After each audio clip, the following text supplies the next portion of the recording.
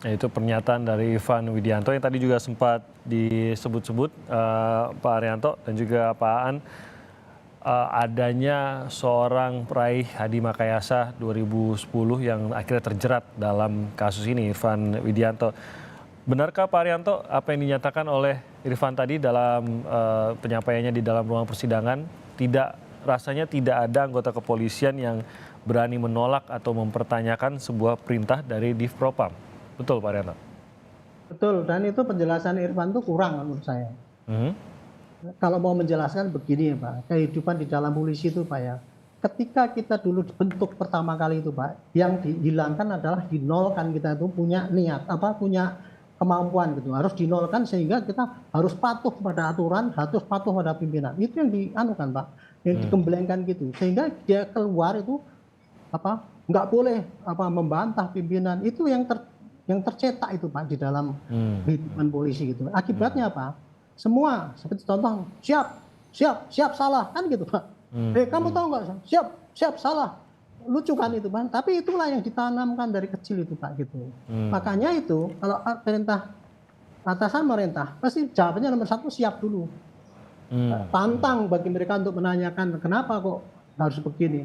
Itu seakan-akan benar salah itu nomor 2 gitu Pak Arianto, yang penting siap begini, dulu Pak, gitu. ketika dididik begini Pak, saya di Akabri dulu ya, saya juga pernah di Tamtama juga, di Akabri sama juga. Begitu kita diperintah nggak pernah melaksanakan, nggak diperintah 2 kali Pak, langsung digampar, dipukul gitu, suruh jungkir, suruh push up dan sebagainya itu. Apalagi menanyakan, kita melaksanakan perintah yang salah ya, misalkan cara yang salah. Saya dulu pernah di Akabri itu, kemana arahnya? Saya tunjuk gini Pak, pakai jari gini.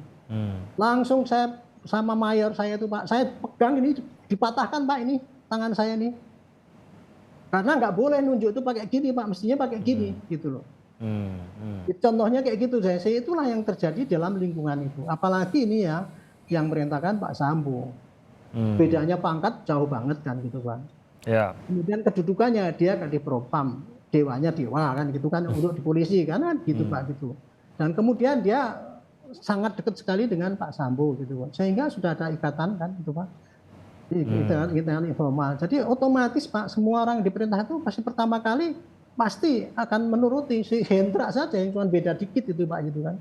Itu kan juga dia kan pertama kali kan oke, tapi ketika dia tahu Pak itu salah, dia juga nggak berani langsung ngomong kok salah, kok begini, kok gini. Itu nggak berani Pak gitu.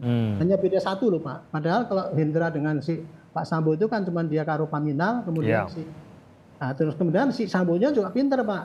Dia nyuruh Karopaminal, Hendra, orangnya disiplin, dia nggak berani kalau perintah itu kira-kira menyeleweng, dia nggak berani kan ngomong terus terang. Dia kemarin dia bilang, takut saya nggak berani perintah daripada saya dibantah kan gitu, mendingan saya nggak sampaikan kan gitu. Itu omongnya Sambo itu Pak itu. Tapi kalau kepada bawahan bawah, ya otomatis dia bawahan nggak pernah ada Pak yang menyampaikan Pak. Nah yang kedua Pak, mengenai perintah itu Pak, kan itu berjenjang itu Pak. Amankan, dia suruh pada Arif, amankan. Si Arif panggil lagi yang ahli, kan cuma gitu doang. Itu dianggap apa yang in mind yang diperintahkan itu pasti sudah dicerna Pak. Nggak akan mungkin bawaan itu Pak, maksudnya gimana jenderal? Oh digampar itu Pak, gitu. Ya, jawabannya gitu Pak, itu yang terjadi dalam kehidupan polisi kayak gitu Pak gitu. Walaupun polisi idealnya kan penegak hukum, tahu pada aturan, tetapi yang lebih kuat lagi adalah hierarki itu Pak, lebih kuat. Nah, kemudian makanya itu saya bikin Pak. Nah, Pak Arianto, kalau melihat seperti yang tadi Pak Arianto sampaikan, ini kan perbuatan, lagi-lagi saya akan menekankan bahwa perbuatan yang salah ini sudah dilakukan oleh sejumlah pihak, bahwa itu perintah otaknya di Ferdy Sambo, yaitu nanti mungkin itu bisa dilihat oleh pengadilan. Tapi dalam detailnya itu, dalam turunannya itu sudah ada perbuatan-perbuatan merusak, menutupi dan lain-lain, menghilangkan yang sudah dilakukan. Dan Anda menggambarkan tadi bagaimana rasa-rasanya tidak mungkin menolak begitu. Rasa-rasanya tidak mungkin mempertanyakan, bahkan jangankan menolak, mempertanyakan saja tidak gitu. Padahal mungkin dalam diri, saya yakin kalau tadi Pak Arianto menceritakan dimulai dari nol, tapi kan tidak menghilangkan hati nurani begitu ya Pak ya. Pasti mungkin ada rasanya ada yang salah. Seperti tadi dikatakan, kok ada yang janggal di sini pada saat polisi memeriksa ke kediaman Ferdy Sambo gitu. Itu tetap ada begitu Pak Arianto. Nah kalau begitu apakah memang ya mau tidak mau ini harus dilihat bukan momentum untuk menghukum orang, mengingat bahwa mereka pun adalah korban dari sebuah sistem.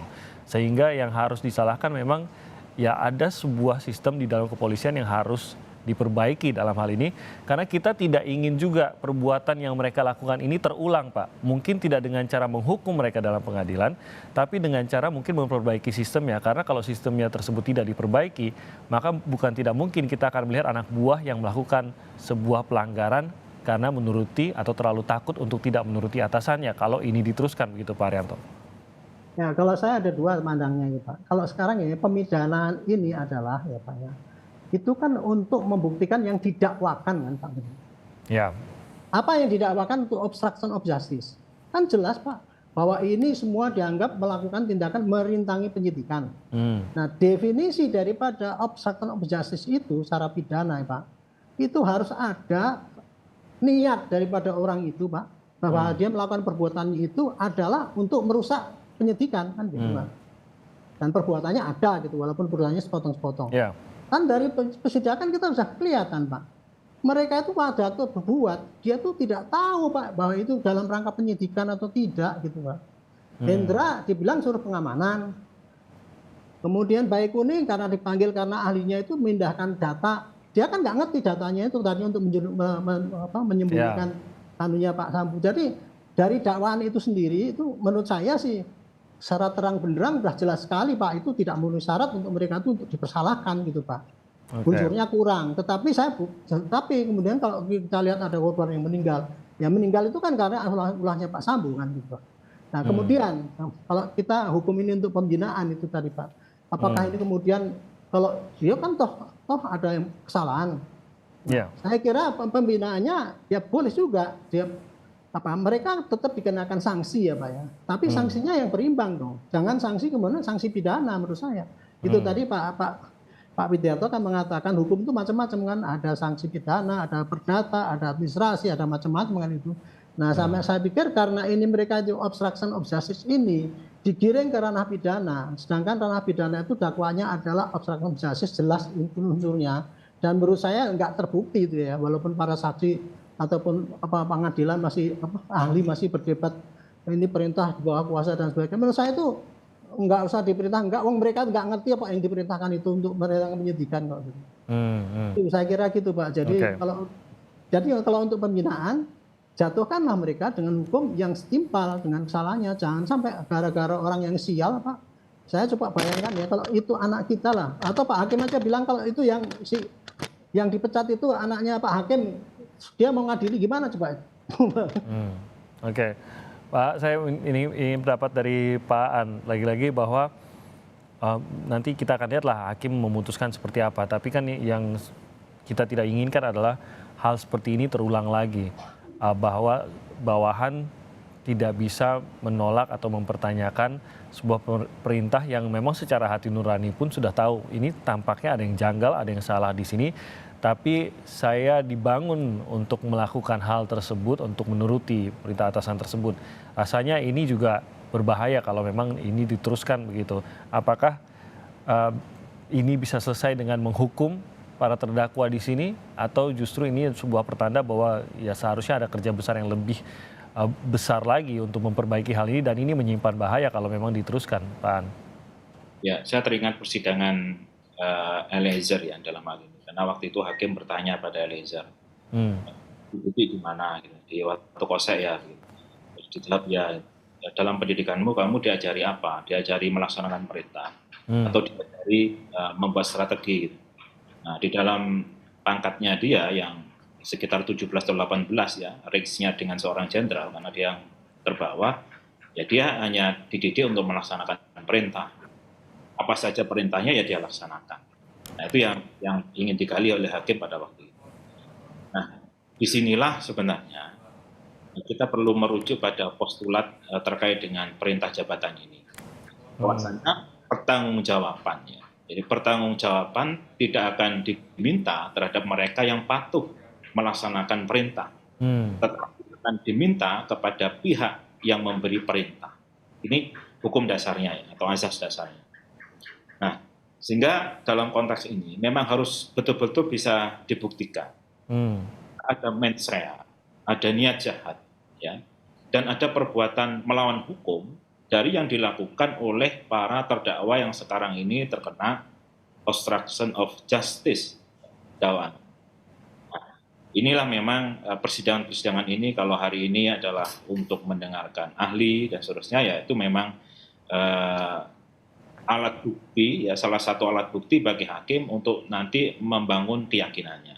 Setelah kemarin melakukan pemeriksaan terhadap para saksi dan begitu kan, nanti setelah ini dilakukan pemeriksaan terhadap para terdakwa. Nah tentunya ini nanti akan bisa apakah memang benar pasal 51 KUHP ayat 2 itu, ya, bahwa perintah jabatan yang tanpa wewenang itu tidak menghapuskan tindak pidana kecuali, nah ini, jika yang diperintah dengan etikat baik mengira bahwa perintah yang diberikan dengan wewenang dan dilaksanakan dalam lingkup pekerjaannya. Ini memang harus bisa dibuktikan dan semoga ya, dalam persidangan-persidangan ini nanti bisa clear, ya, Pak Timothy, memang betul-betul bisa memberikan rasa keadilan. Karena memang ke depannya, ya, karena polisi atau juga tentara itu kan alat negara yang mempunyai tugas tertentu, yang satu pertahanan, yang polisi kan keamanan. Nah, untuk ini kan diperlukan suatu jalur perintah otorisasi yang kuat, ya. Tidak menjadi masalah itu sendiri. Nah, peristiwa ini saya sepakat dengan Mas Timothy tadi, ini memang harus di-clearkan, betul-betul bisa menjernihkan mana yang nanti bisa membebaskan atau bahkan ya hanya mengurangi saja, ataukah malah ini ya masuk ranah pidana, sehingga bagi nanti para aparat penegak hukum dalam hal ini ya tidak semena-mena gitu. Karena masalah ini tidak hanya terjadi di Jakarta saja sebenarnya. Kami di Malang juga mengalami ini, hampir sama dengan ini. Ya peristiwa Kanjuruhan kemarin kan begitu kan. Itu juga atas perintah dan sebagainya. Jadi ini semoga mengklirkan dan menjadi sebuah putusan yang bagus, yang bisa dirujuk oleh hakim